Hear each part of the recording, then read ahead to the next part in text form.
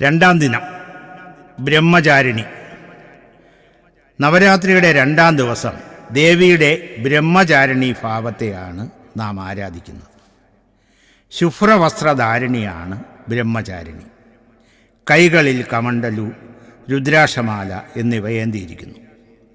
ബ്രഹ്മചര്യം പാലിക്കുന്നവളാണ് ബ്രഹ്മചാരിണി. ബ്രഹ്മ എന്നാൽ തപമെന്നും അർത്ഥമുണ്ട്. തപസ് അനുഷ്ഠിക്കുന്നവളാണ് ദേവി. ഹിമവാന്റെ പുത്രിയായി ജനിച്ച ദേവി നാരദ മഹർഷിയുടെ നിർദ്ദേശപ്രകാരമാണ് കഠിന തപസ് അനുഷ്ഠിക്കുന്നത്. പരമശിവൻ്റെ ഭാര്യയാകണമെങ്കിൽ തപം ചെയ്തേ പറ്റൂ.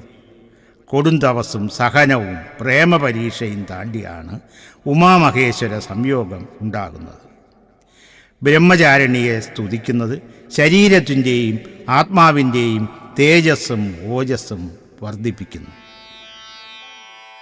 ദധാനാ കരപത്മാഭ്യാമക്ഷമാല കമണ്ഡലൂ ദേവി പ്രസീദതു മയി